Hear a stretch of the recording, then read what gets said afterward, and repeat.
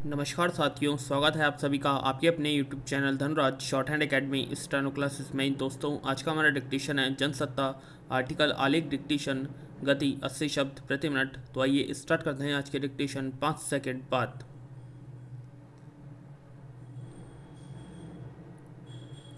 Start. Bihari सतसैया के दोहे दोहरे के विषय में जब पढ़ा कि वे छोटे होते हुए भी नाविक के तीर जैसे गंभीर घाव करते हैं, तो मन में प्रश्न जगा कि नाविक यानी केवट का तीर कमान से क्या लेना देना। फिर शब्दकोश की शरण में गया तो पता चला कि सही शब्द नाविक नहीं नावक है, जिसका अर्थ है छोटे विषैले बाण। एक वेबसाइट पर एक प्रश्न के उत्तर में लिखा पढ़ा कि नावक एक फूंकनी या नली होती है जिसमें आदिवासी बाण भरकर फूंकते हैं, और ये छोटे विषाक्त बाण शिकार को गंभीर रूप से घायल कर देते हैं। पर अब एक नया प्रश्न खड़ा हो गया, फूंक मारो तो उड़ जाए ऐसा बाण कितना सूक्ष्म होगा और कितना गहरा होता होगा उसका असर। विराम। बिहारी सतसई को पार करने मन में उन चीज़ों को कुरेदने में व्यस्त हो गया जिनका स्वरूप सूक्ष्म हो लेकिन प्रभाव व्यापक होता हो। इस सीधे सादे प्रश्न के उत्तर में कोरोना विषाणु जैसे भयंकर वायरस का ध्यान भी आ सकता है, लेकिन फूलों के अनुरागी मेरे मन को अचानक उस नन्हे से फूल की मध्यम सुगंध याद आ गई जो किताबों के पन्नों में दबा दिए जाने पर सूख तो जाता है, लेकिन जिसकी भीनी भीनी खुशबू यादों में बसे किसी प्यारे से क्षण की तरह बहुत दिनों तक बनी रहती है। पैरा। हरसिंगार के फूल की तरह उसे भी धरती पर बिछ जाना आता है, लेकिन धरती पर बिछ जाने के बाद हरसिंगार का अस्तित्व लगभग क्षणभंगुर होता है। बहुत जल्दी उसके फूल मुरझा जाते हैं और बची रह जाती है बस याद। लेकिन मैं जिसकी बात कर रहा हूँ वह नन्हा मुन्ना फूल धरती के आगोश में आकर जब अपने अस्तित्व को मिटाता है तो उसका समर्पित अस्तित्व पूरा परिवेश सुवासित कर देता है। उसकी भीनी भीनी सुगंध में मिठास बसी होती है। महुआ के फूलों जैसी मादकता नहीं होती है। यह फिर भी चींटे और चींटियों को आकर्षित करती है। पैरा। झरे हुए हरसिंगार के फूलों की पंखुड़ियों का श्वेत रंग उसकी पीली नारंगी डंडी के साथ मिलकर धरती पर अद्भुत रंगोली बना देता है। निष्ठुर होगा वह इंसान जो अनजाने में इस रंगोली पर पैर पड़ जाने पर पश्चाताप न करे।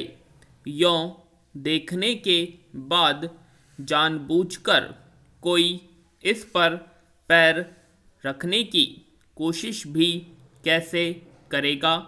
लेकिन सतसैया के दोहरे जैसे छोटे इस दूसरे फूल का रंग हाथी दांत जैसा पीलापन लिए श्वेत होता है, इसलिए हरसिंगार की अपेक्षा कद में काफ़ी बड़े अपने पेड़ की डालियों से अलग होकर जब वह नीचे धरती पर बिछ जाता है तो उसका फीका रंग किसी रंग बिरंगी अल्पना या रंगोली की याद नहीं दिलाता, लेकिन सितारों से हर दिशा में फूटती किरणों की याद दिलाती उसकी आकृति एक उस गीत की याद दिला देती है जिसमें ओस की बूंदों से फूटती किरणों को देखकर इसके गीतकार कहते हैं, पत्तों की गोद में आसमान से कूदे, अंगड़ाई लेकर फिर करवट बदलकर नाजुक से मोती हंस दे फिसलकर, खो न जाए ये तारे जमीन पर विराम। तारों के सौंदर्य से जिन्हें सरोकार न हो और जो सोने चांदी की चमक में ही सौंदर्य देख पाते हों, उन्हें शायद ये तारे जमीन पर न रिझाएं, लेकिन उन्हें भी ये छोटे छोटे फूल हीरा जड़ित कर्णफूल की नहीं तो फीके श्वेत हाथी दांतिया रंग और सितारे नुमा आकृति के कारण मोतियों से बने कर्णफूल या नाक की कील याद जरूर दिला सकते हैं। इन्हें देखकर पूर्वी अंग की गायकी पसंद करने वालों को बेगम अख्तर और गिरिजा देवी जैसे शीर्षस्थ गायिकाओं को और कर्नाटक संगीत के प्रेमियों को एम.एस. सुब्बलक्ष्मी की नाक में दमकती हीरे की कील भी याद आएगी।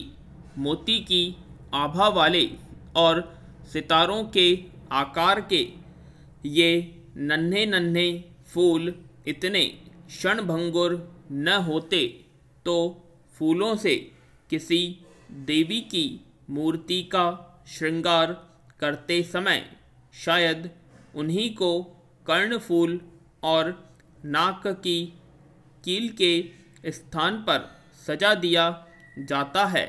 विराम फूल के केंद्र से बाहर की ओर उभरते ताज यानी क्राउन की खूबसूरती दिव्य आभा की ओर बढ़ाती पैरा रंग रूप और बास के इस अद्भुत संयोग के कारण प्रकृति प्रेमी मुगल बादशाहों के उद्यानों में इनकी उपस्थिति लगभग ज़रूरी थी।